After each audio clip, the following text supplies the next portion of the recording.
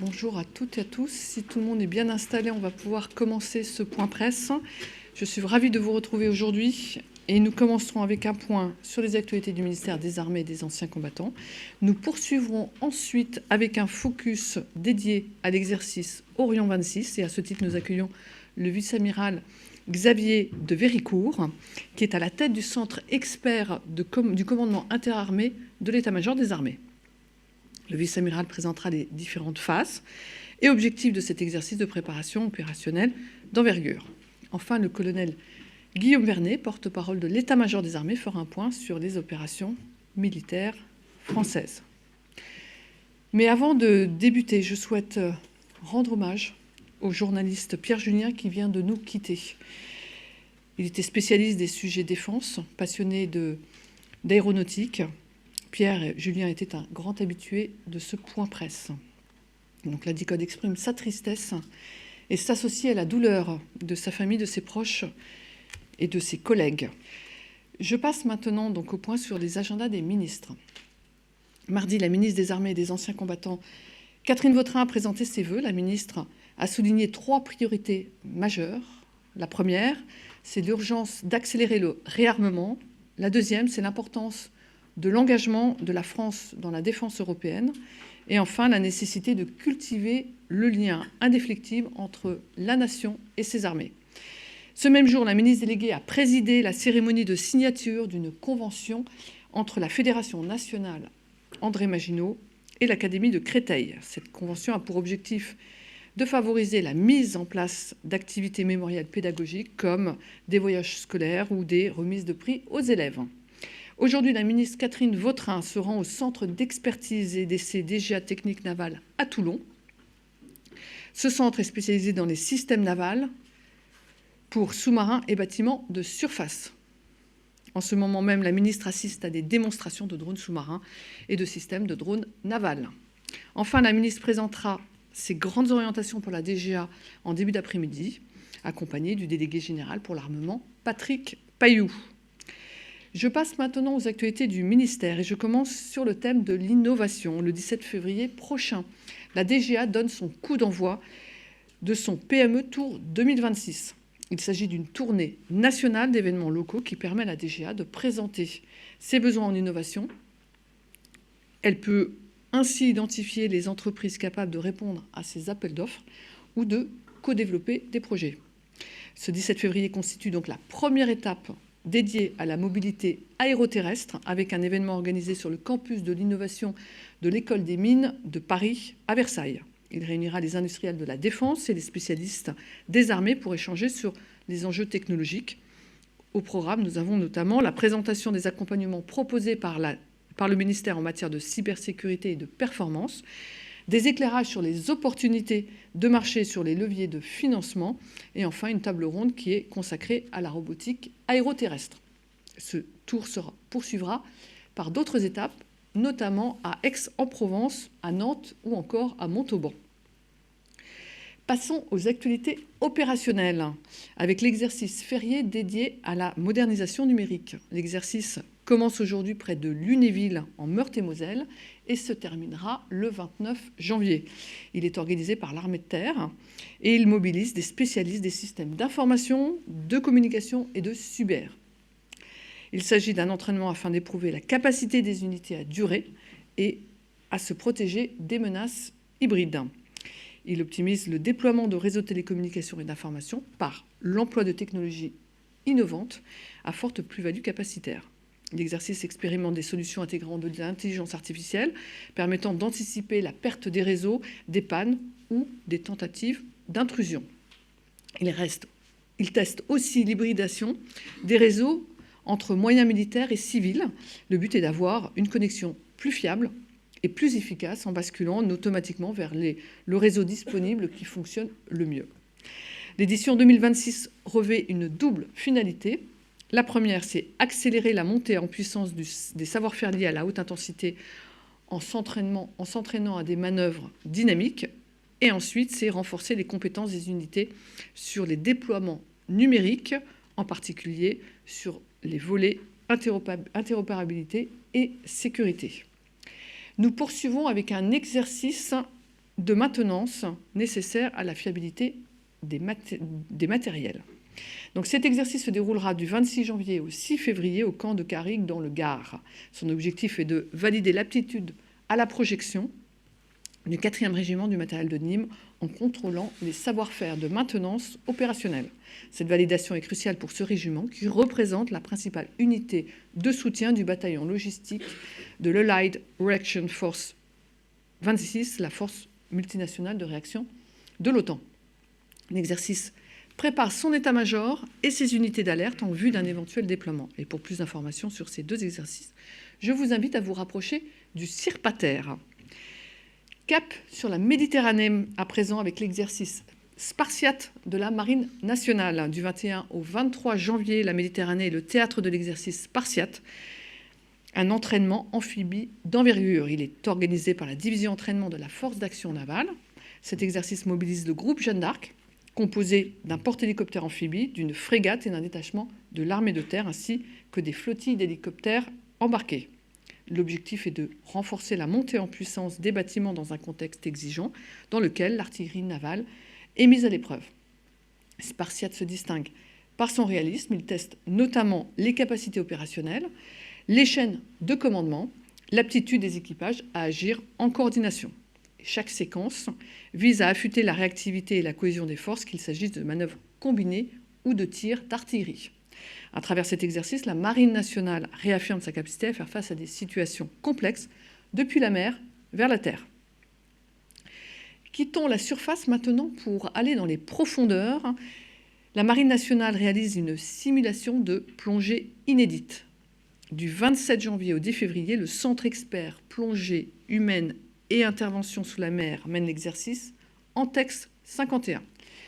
Cet exercice simule une plongée à saturation dans un caisson hyperbare. La pression à l'intérieur est équivalente à celle ressentie à 265 mètres de profondeur. L'intérêt est de supprimer les paliers de décompression à la remontée et de pouvoir enchaîner plusieurs sessions. Pendant 2 semaines, 3 plongeurs d'essai et une infirmière militaire vivront en confinement dans ce caisson sous surveillance constante. Ainsi, pour la première fois au monde, des plongeurs réaliseront une plongée simulée jusqu'à 265 mètres, franchissant un cap technologique et physiologique. Ces expérimentations permettront de valider des procédures et des concepts opérationnels avant de les éprouver en environnement naturel. Et l'objectif à long terme est d'augmenter les capacités de maîtrise des fonds marins et de secours aux sous-marins en difficulté. Passons à l'actualité aéronautique avec la première campagne du tir VL Mika. Les systèmes Vertical Launch Mika de l'armée de l'air et de l'espace participeront en février à leur première campagne de tir sur le site de la DGA à Biscarrosse. Pour mémoire, les aviateurs ont reçu en 2024 leurs 2 premiers VL Mika grâce à une procédure d'acquisition accélérée soutenue par la DGA. À noter, cette acquisition a permis de compléter le dispositif particulier de sûreté aérienne des Jeux Olympiques. Ces systèmes solaires courte portée permettent l'interception de différents types de menaces à 360 degrés dans un rayon de 20 km et jusqu'à 9 km d'altitude. Il peut s'agir d'avions, d'hélicoptères, de drones ou encore de missiles tactiques et de croisières. Ce système ultramobile polyvalent et réactif modernise les capacités de défense solaire de l'armée de l'air et de l'espace et la protection des bases militaires projetées ou d'événements particuliers est renforcée. Un média-day sera organisé dans le cadre de cette campagne de tir et pour plus d'informations, n'hésitez pas à vous rapprocher du CIRPA Air et Espace. Pour préparer les talents de demain, justement, l'armée de l'air et de l'espace signe un partenariat avec l'école supérieure Innove, formant au métier du digital. Le partenariat concerne des domaines variés tels que les systèmes d'information et de communication, la cyberdéfense, la gestion de la data, l'intelligence artificielle ou encore la lutte informatique d'influence. L'objectif est de participer à l'orientation, à la formation et à l'insertion professionnelle des jeunes en valorisant les carrières du numérique au sein de l'armée de l'air et de l'espace. Dans le cadre de ce partenariat, des aviateurs experts interviendront lors de conférences métiers, de sessions de job dating ou encore des formations intensives accélérées. Enfin, des aviatrices s'associeront plus particulièrement aux actions menées pour accélérer la féminisation de cette filière. Tournons-nous vers le passé avec un hommage mémoriel.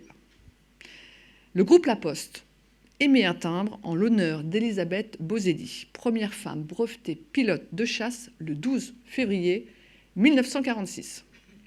Vous pouvez découvrir le visuel en avant-première. En 1945, la France ouvre la formation de pilotes militaires aux femmes. Elisabeth Bozedi a à ce moment-là 31 ans et elle saisit cette chance. Elle est diplômée de l'école des sciences politiques et elle est passionnée d'aviation et brevetée pilote depuis 1938. Engagée comme sous-lieutenant dans l'armée de l'air, elle s'entraîne sur plusieurs avions, dont le chasseur de Voitine D520, qui est représenté sur ce timbre.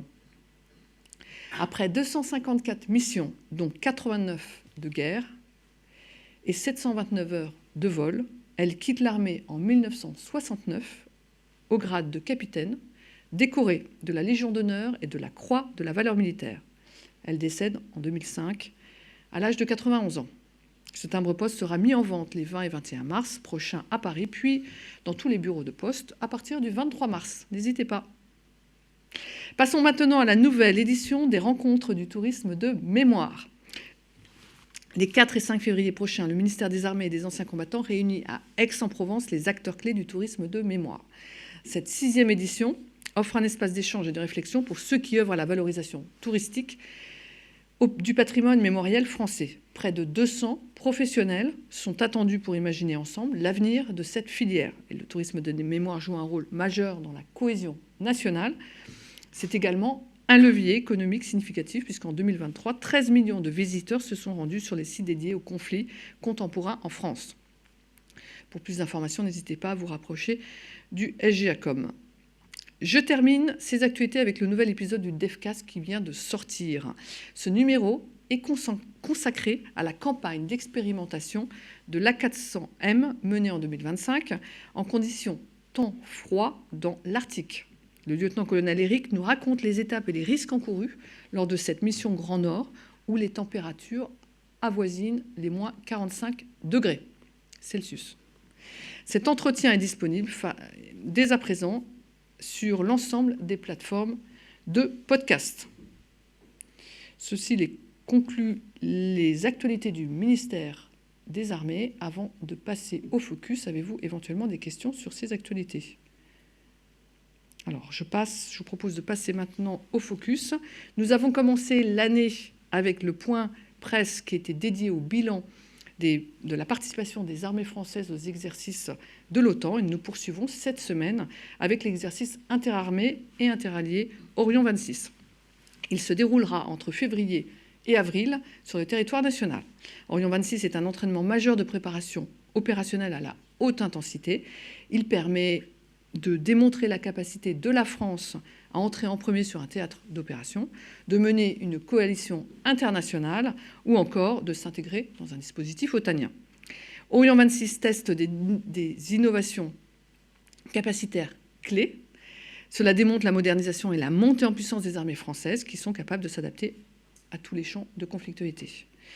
Investie de son rôle de nation cadre, la France contribue au renforcement du pilier européen de l'OTAN dans un environnement complexe, contesté et multidomaine.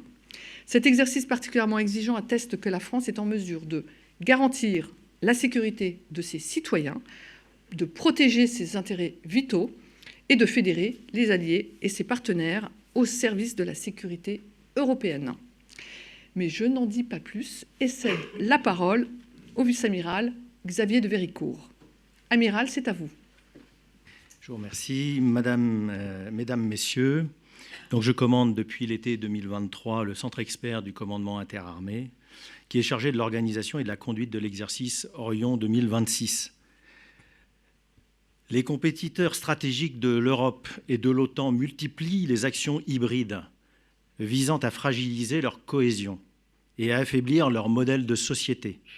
Ces actions constituent aujourd'hui une menace majeure pour nos intérêts. Face à cette stratégie, face à l'augmentation de la conflictualité et à la persistance du risque de confrontation aux frontières de l'Europe, la France adapte avec ses alliés son modèle de défense. Cette adaptation repose à la fois sur la maîtrise des champs cyber, informationnels, électromagnétiques et sur le maintien de capacités militaires robustes, capables d'agir dans la durée, tant dans l'hybridité que dans la haute intensité.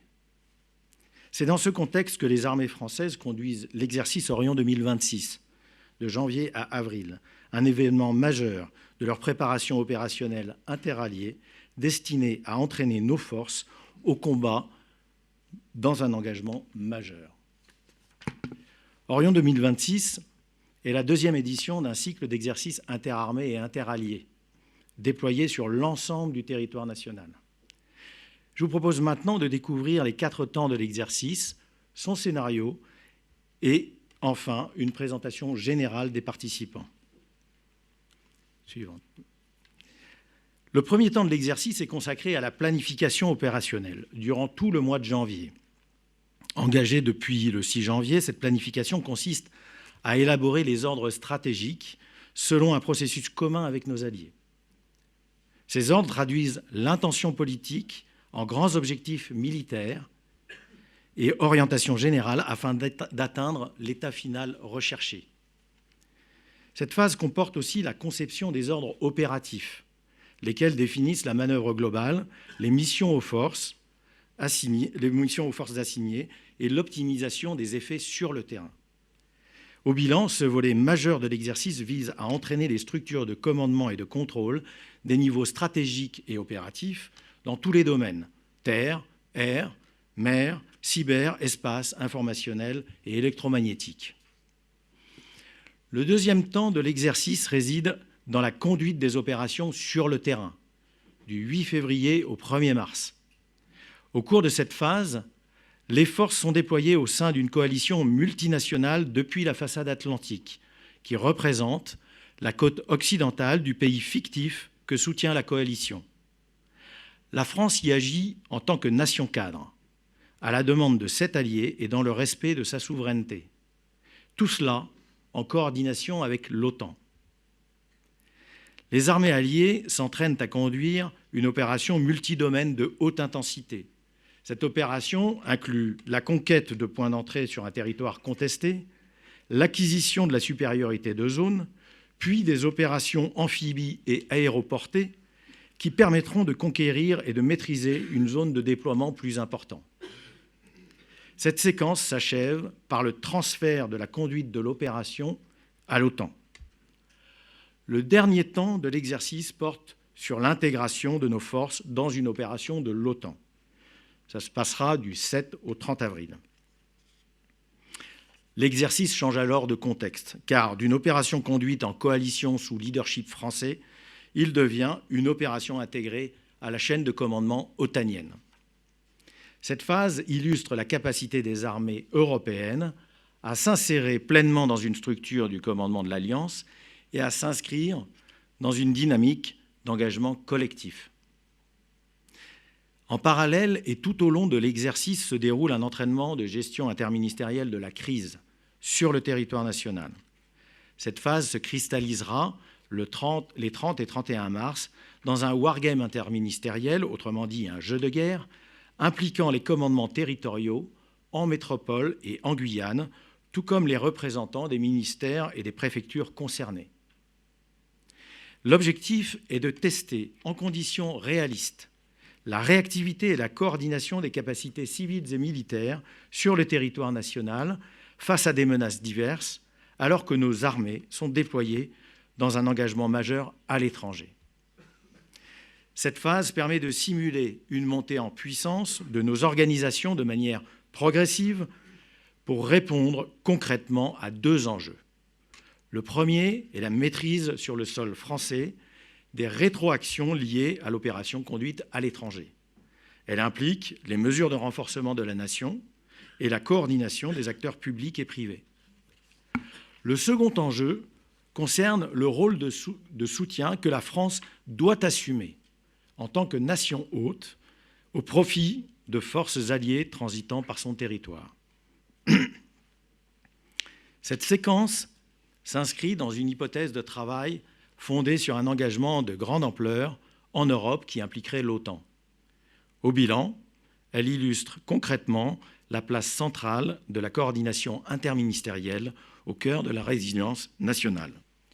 En parallèle de cette phase interministérielle, Une ouverture vers la jeunesse est également planifiée à travers le volet Orion Jeunesse. Il prévoit des actions de sensibilisation et de mise en situation permettant aux jeunes de mieux appréhender les enjeux de défense. Bien que fictif, le scénario de Orion 2026 s'inspire directement d'un scénario élaboré par l'OTAN. Il intègre les évolutions récentes du champ de bataille et les nouvelles méthodes de combat. Il se distingue par un niveau de réalisme particulièrement élevé qui permet de reproduire l'ensemble des phases d'un conflit moderne, de la conflictualité hybride jusqu'à l'engagement de haute intensité. Ce scénario contribue à améliorer les savoir-faire opérationnels et à adapter aux réalités du combat de demain les innovations tactiques et technologiques, par exemple dans le domaine des drones, de la donnée ou encore de la connectivité. Il nous faut traiter des menaces plus dures et hybrides pour, in fine, maintenir notre supériorité opérationnelle. Ce cadre exigeant offre un réalisme de haut niveau qui permet de tester les capacités des armées dans un environnement complexe, fortement contesté et marqué par des menaces multiformes et des défis technologiques émergents. Orion 26 représente un engagement d'ampleur nationale et internationale. Tout d'abord, l'exercice mobilise l'ensemble des composantes des armées, terre, mer, air, avec leurs équipements majeurs. Concrètement, le groupe aéronaval français sera engagé, tout comme 3 brigades, près de 25 grandes unités navales, 140 aéronefs, 1200 drones.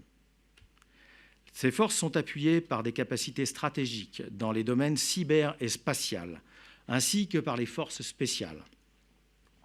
Les chaînes de soutien sont pleinement intégrées à la manœuvre.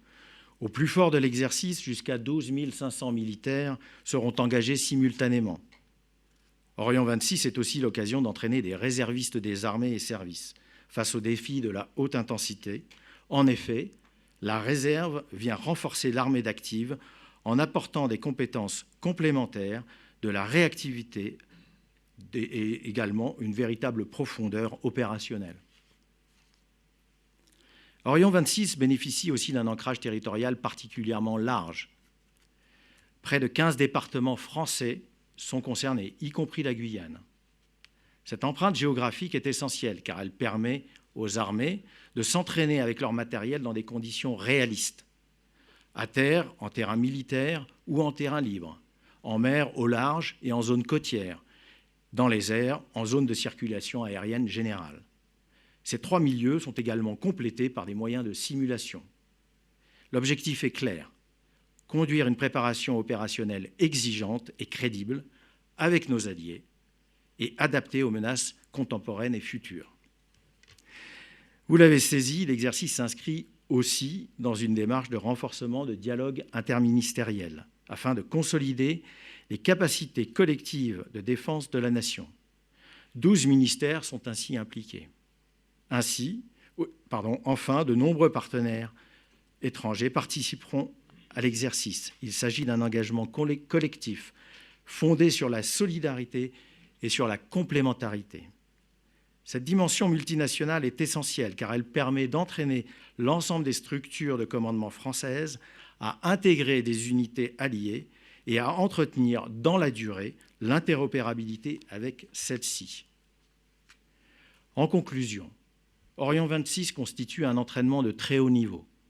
Il a nécessité une préparation longue et rigoureuse en mobilisant une communauté très large au sein du ministère des Armées et au-delà. Les premiers travaux ont débuté dès septembre 2023 et se sont intensifiés à partir de décembre 2024 pour prendre en compte précisément l'ensemble des besoins opérationnels actualisés. Au-delà de sa dimension strictement militaire, Orion 26 s'inscrit dans une dynamique plus large de résilience et de cohésion nationale. Par son ampleur, par son ancrage territorial, son caractère interministériel et multinational, Orion 26 permet de renforcer l'esprit de défense et la compréhension des enjeux de sécurité qui concernent l'ensemble de la nation et ses alliances. Cet exercice rappelle que, face aux défis et aux menaces, chacun a un rôle à jouer dans la préservation des intérêts de la France et de l'Europe. Je vous remercie pour votre attention et suis prêt à répondre à vos questions. Bonjour, Franck Alexandre, RFI. Vous avez évoqué le GAN, donc quelle sera sa zone de déploiement et à partir de quand, s'il vous plaît? L'emploi du GAN, moi je peux vous parler que de l'exercice, et donc il va être intégré dans la force navale dans la partie O2, c'est-à-dire du mois de février, dans une zone que vous allez voir, que vous pouvez avoir dans le dossier de presse, en gros dans la zone atlantique. Oui. Je peux pas vous dire. Ça, c'est la situation tactique qui le conduira. En fait, nous avons un grand scénario et après, il y a tout un jeu qui se fait entre le parti bleu et puis le parti opposé. Et ensuite, vous dire où il sera exactement, ça, je ne peux pas vous le dire. On verra ça durant l'exercice. Bonjour, Mathieu Rabéchaud. Une question sur la participation internationale à l'exercice. Est-ce qu'elle se concentre sur la dernière partie d'intégration dans l'OTAN ou est-ce qu'il y aura des contingents étrangers tout au long de l'exercice? Sur la carte du scénario, le Royaume-Uni figurait comme nation partenaire, au même titre que la France. Le Royaume-Uni a-t-il un rôle particulier parmi les autres alliés dans cet exercice? Et dernière question sur la dernière partie de l'exercice, intégration au sein d'une opération de l'OTAN. Est-ce que les structures de l'OTAN sont mobilisées dans cette phase pour gérer justement le scénario? La participation étrangère, elle est très, très, très large en fait. On a 24 pays participants qui majoritairement sont des pays européens, 14 d'entre eux, mais on a 3 pays du continent américain, 3 pays du continent asiatique, 2 pays du Moyen-Orient. Vous voyez, c'est très très large. Et leur participation va s'échelonner à la fois dans la phase O2 et dans la phase O4. Vous voyez, dans ce qu'on appelle les LiveX. Donc, je ne sais pas si ça répond à la première partie de votre question. Le rôle du Royaume-Uni, je ne vais pas me prononcer, on pourra vous répondre plus tard, mais je pense qu'avant de communiquer sur le Royaume-Uni, il faut qu'on ait la politesse de s'adresser à eux, et puis après on pourra vous apporter une question. Mais le Royaume-Uni, la géographie du scénario est une chose, sa participation en est une autre. Oui. Mais on pourra apporter une réponse. Et alors, s'agissant des structures de l'OTAN, c'est un exercice français. Mais malgré tout, nous faisons jouer une partie des structures de l'OTAN par le biais de nos insérés, mais aussi de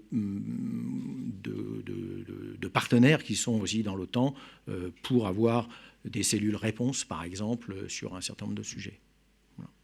Oui, bonjour Amiral. 2 questions de Nicolas Barotte du Figaro. La menace nucléaire sera-t-elle jouée dans l'exercice et comment sera intégrée la lutte informationnelle? Merci. Alors, la dimension nucléaire n'est pas prise en compte dans cet exercice. C'est un exercice conventionnel. Voilà.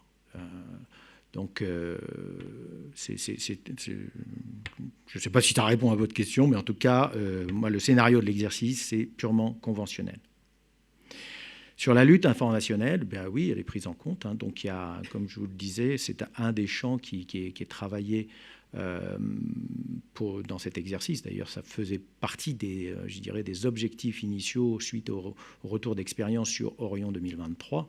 C'est effectivement une plus grande intégration des différents champs et milieux, dont la lutte informationnelle. Alors, pour des questions de confidentialité, vous allez comprendre que je ne vais pas vous dire comment ça va être mis en œuvre, mais ça sera effectivement mis en œuvre. Oui, Amiral, d'autres questions en audio de Vincent Droiselot de Mer et Marine. Quand le Charles de Gaulle doit-il quitter Toulon? Quels bâtiments étrangers sont intégrés au GAN et quelle marine participe à Orion? Alors, la communication sur l'appareillage du groupe aéronaval ne me revient pas. Je pense qu'il y a des gens qui vous donneront l'information en temps utile. Et s'agissant de la participation étrangère, là, je vous fais la même réponse que pour les participations à l'exercice. On peut vous apporter une réponse, mais on va d'abord se coordonner avec ses partenaires pour communiquer à leur place. s'ils le souhaitent. Amiral, bonjour. Christophe Vignon pour le magazine Airfan.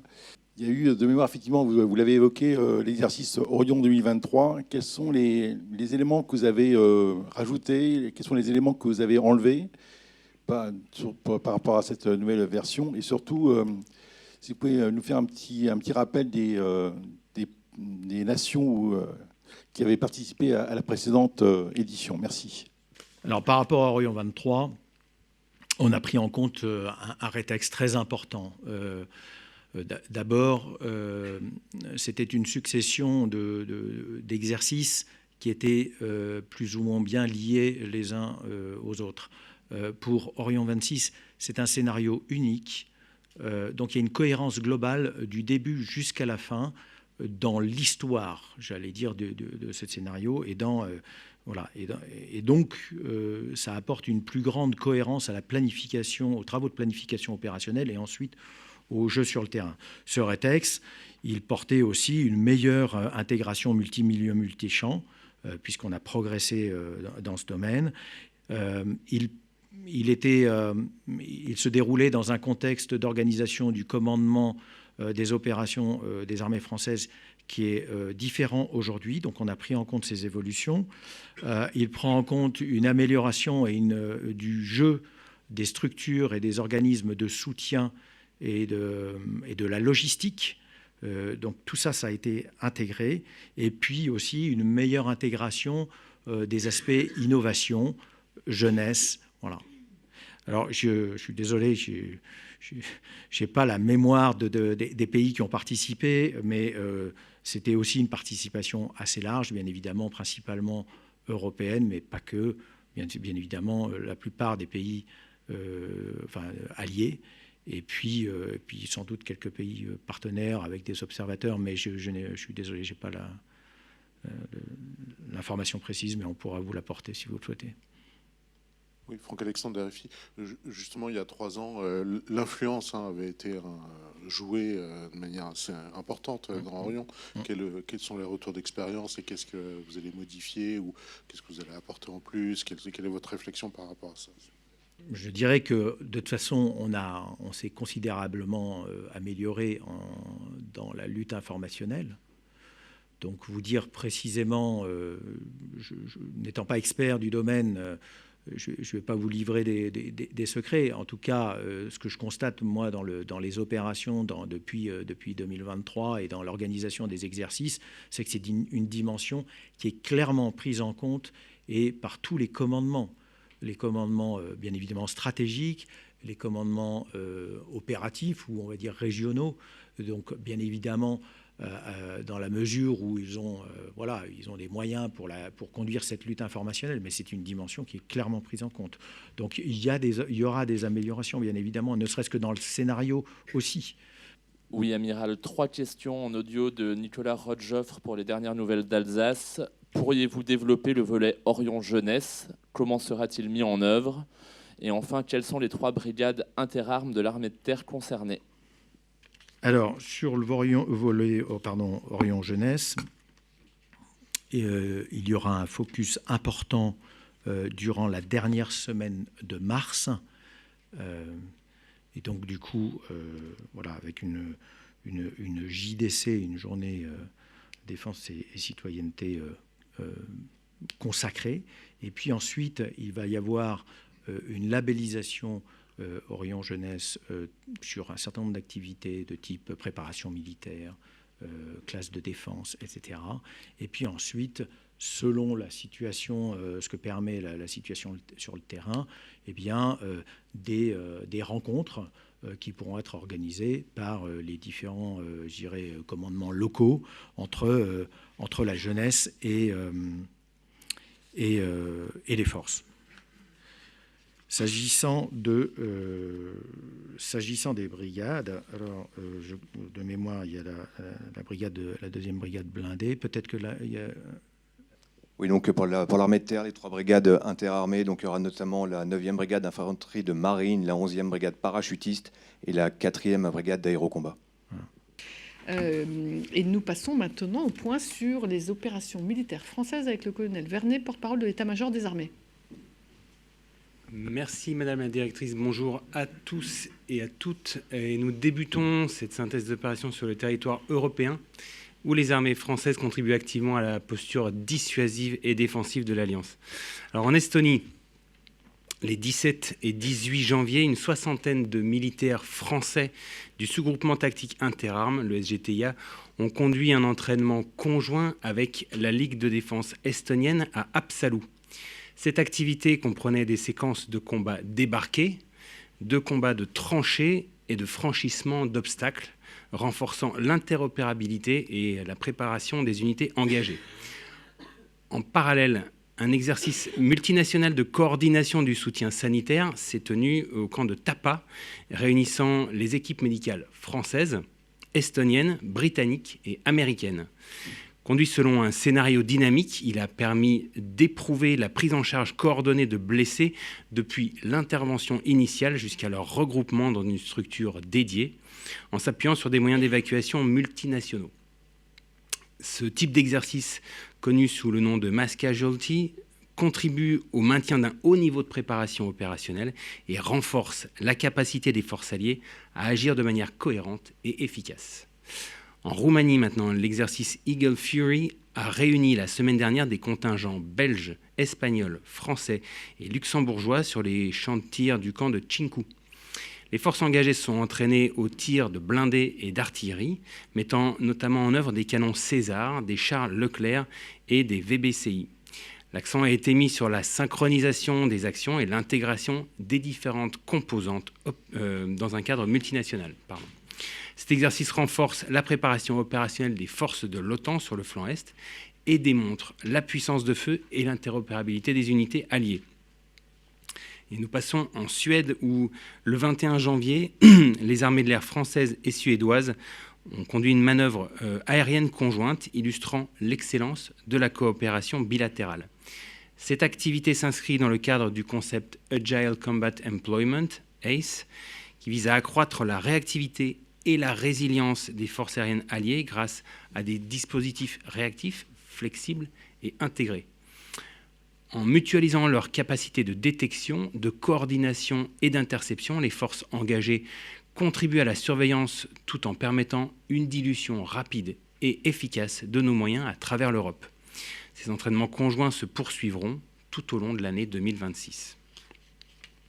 En Pologne maintenant, la France poursuit sa contribution à la mission EUMAM en assurant aujourd'hui 8 formations au profit des forces armées ukrainiennes. Celles-ci couvrent un large spectre de compétences dédiées aux combattants de l'infanterie et du génie, ainsi qu'à leur encadrement. Des formations au combat au corps à corps et à la maintenance des véhicules de l'avant blindés, les VAB, complètent ce programme exigeant.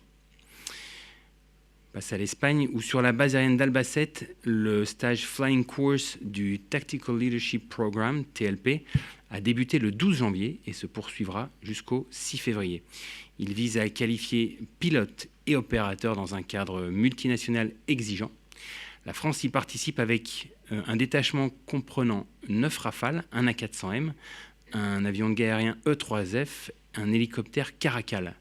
Conduit aux côtés de partenaires de l'OTAN, ce stage contribue à renforcer l'efficacité et l'interopérabilité des forces aériennes alliées au sein de dispositifs aériens d'envergure. Dans l'Atlantique Nord, maintenant, le 9 janvier, une frégate multimission a débuté une patrouille visant à maintenir une appréciation autonome de situation dans cette zone stratégique. Cette mission s'inscrit dans la contribution régulière de la Marine nationale à la sécurité des espaces maritimes communs et du flanc nord de l'Alliance. Au Groenland, enfin, alors que l'Arctique fait l'objet d'une attention accrue, les forces armées françaises déploient un dispositif interarmé visant à participer avec des partenaires européens à un exercice à l'initiative des autorités danoises. Cette présence vise à éprouver notre interopérabilité et à partager des savoir-faire spécifiques à l'action militaire en zone arctique. Cela illustre l'engagement de la France en faveur de la sécurité européenne et le développement d'une coopération opérationnelle étroite avec ses partenaires. Et nous passons au Proche et au Moyen-Orient, où, en dépit de tensions persistantes, les armées françaises maintiennent un dispositif réactif, cohérent et proportionné. Au Liban, les forces françaises poursuivent leurs actions de partenariat militaire opérationnel au profit des FAL, les forces armées libanaises. Cette semaine, 3 formations ont été conduites par le détachement français. À Gosta, une instruction a été consacrée à l'emploi des drones de reconnaissance et des drones FPV. 2 autres formations organisées à Tripoli portaient respectivement sur le secourisme au combat et l'utilisation des véhicules blindés de transport de troupes en environnement urbain. À Salié, toujours au Liban, la première section du 5e régiment d'intervention des FAL a achevé sa 2e semaine de formation axée sur les compétences sanitaires et le tir.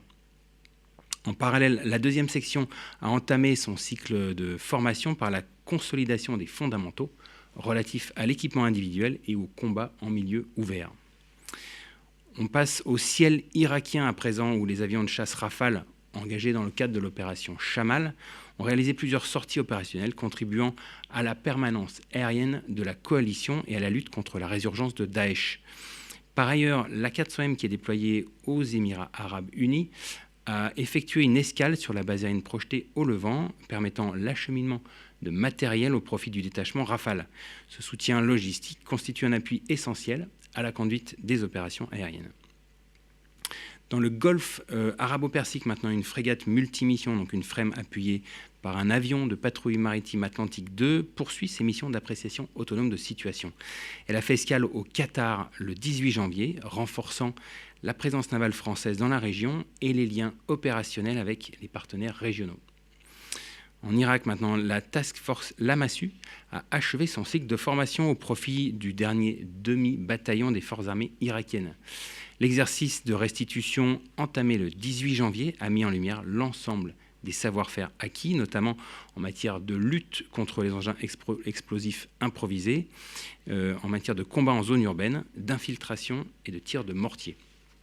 Cette phase finale illustre la montée en compétence des forces irakiennes et l'efficacité du partenariat militaire franco-irakien au service de la stabilité régionale. Dans la Corne de l'Afrique, maintenant, la France poursuit son engagement aux côtés de Djibouti dans le cadre du traité de coopération en matière de défense.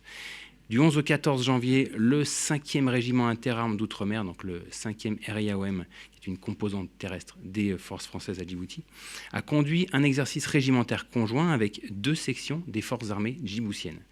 Les manœuvres ont mobilisé plusieurs types de matériel blindé, dont des Griffons, des VAB, des AMX-10 RC et des VBL, véhicules blindés légers. Cet exercice a permis de renforcer l'interopérabilité entre les forces françaises et djiboutiennes et de développer leur capacité d'action conjointe dans un environnement opérationnel particulièrement abrasif. Plus à l'ouest et toujours en Afrique, les forces armées françaises s'engagent au profit de la stabilité régionale en lien avec leurs partenaires. Dans le cadre du partenariat militaire opérationnel, le sous-groupement tactique appelé Tandem 26-1 a été déployé au Gabon et a engagé ses premières actions de formation. Donc, parmi elles, il y avait une instruction au profit de 60 élèves officiers de l'École nationale de formation des officiers de Mandilou, l'ENFOMA. C'était une formation à la lutte contre le braconnage et l'orpaillage illégal. D'une durée de 6 semaines, cette formation comprend un stage d'aguerrissement en milieu forestier, des séances de tir au combat, un module d'évaluation et de sécurisation de la biodiversité, ainsi que des mises en situation de commandement. Le modèle Tandem repose sur le déploiement de détachements autonomes capables de conduire des formations intensives et adaptées aux besoins spécifiques des pays partenaires. Il répond à des enjeux partagés tels que la protection des ressources naturelles, la lutte contre les trafics illicites, l'insécurité et les effets du changement climatique. Passons à la zone Indo-Pacifique à présent, où un bâtiment de la Marine nationale a intercepté un navire suspect et procédé à la saisie de 4,87 tonnes de cocaïne en provenance d'Amérique centrale et destinée au Pacifique Sud-Ouest. Réalisée le 16 janvier, cette opération a mobilisé d'importants moyens des forces armées en Polynésie française et s'est appuyée sur une coopération étroite avec la Gendarmerie nationale et l'antenne locale de l'Office anti-stupéfiants, l'OFAST. Menée en coordination avec les services de sécurité de pays partenaires, cette action illustre l'importance de la coopération régionale dans la lutte contre le narcotrafic et l'engagement constant de la France en faveur de la sécurité maritime dans le Pacifique. On se dirige maintenant vers l'Antarctique où un patrouilleur polaire est déployé depuis le 10 octobre 2025 pour une mission de soutien logistique de la base de Dumont-d'Urville. Après un transit et une escale à Perth, en Australie, le navire a poursuivi sa navigation jusqu'à Hobart, où il a effectué plusieurs transports de fret vers la base. Cette mission, rendue particulièrement exigeante par les conditions climatiques et la présence de glace, est essentielle au fonctionnement et à la pérennité des activités françaises en Antarctique. Enfin, dans la zone anti-Guyane, les armées françaises poursuivent leur préparation opérationnelle ainsi que leur engagement contre les trafics illicites. Alors, en Guyane, les forces armées poursuivent leur action de lutte contre l'orpaillage illégal dans les zones ouest et est du territoire. Cette semaine, une opération coup de poing a été menée conjointement par les commandos de recherche et d'action en jungle et les militaires de l'antenne locale du GIGN. Déposé par aérocordage sur plusieurs sites clandestins, le détachement a procédé à la destruction de nombreux équipements utilisés par les orpailleurs, portant un coût significatif aux réseaux illégaux. Enfin, le 17 janvier, un troisième hélicoptère Caracal a rejoint la base aérienne de Cayenne par A400M. Conformément au plan de soutien aéronautique, l'arrivée progressive de 4 Caracal H225M renforce les capacités d'intervention des forces armées en Guyane. Et ceci conclut mon intervention. Bonjour, colonel Mathieu Arbéchaud, AFP. 2 questions. Vous avez mentionné la Task Force Lamassou en disant qu'il s'agissait de la formation du dernier demi-bataillon. Je voulais savoir si la mission de cette Task Force était terminée ou si d'autres formations de l'armée irakienne allaient avoir lieu. Et sur l'exercice à l'initiative du Danemark en Groenland des zones arctiques, vous avez mentionné un dispositif interarmé. Quel est le rôle de l'armée de l'air dans ce dispositif ? Donc effectivement, c'est le dernier en date pour le demi-bataillon, la TF Lamassu. L'activité se poursuit. On a un programme de formation qui est établi avec le partenaire irakien. Et donc c'est un roulement de plusieurs semaines. Donc c'était effectivement le dernier en date. Pour ce qui concerne donc le rôle de l'armée de l'air sur l'exercice Arctic Endurance, donc d'abord il y a effectivement un rôle d'appui logistique parce que comme vous avez pu le constater, nos moyens ont été acheminés par A400M la semaine dernière. Et puis ensuite, la poursuite de la participation de l'armée de l'air sera fonction du scénario, de l'exercice qui, je vous le rappelle, est un exercice qui est surtout une initiative danoise. Donc nous, on apporte notre concours au fur et à mesure et conformément à la demande des Danois et à la génération de force qui est faite par l'ensemble des participants. On connaît Christophe Villon pour le magazine Airfan.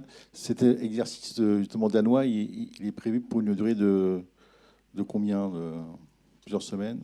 Merci. Alors, merci pour cette question. Donc, vous avez remarqué dans le titre, ça s'appelle Endurance. Donc, ça signifie que ça va durer effectivement assez longtemps. Alors, c'est l'édition 2026 qui a déjà eu lieu également en 2025. Nous, elle est intéressante à plusieurs titres. En fait, on est dans cette zone depuis assez longtemps. En fait, le sujet, on a une stratégie arctique qui a été d'ailleurs explicitée l'an dernier ici même. L'ouverture de la route nord, il y a quasiment une dizaine d'années, avec le bouleversement climatique, modifie la donne, en tout cas amène à un rééquilibrage et une redistribution des flux. Ça a des conséquences directement sur la question de nos accès, sur la question des trafics. Donc, il faut absolument qu'on soit présent parce qu'on est directement concerné.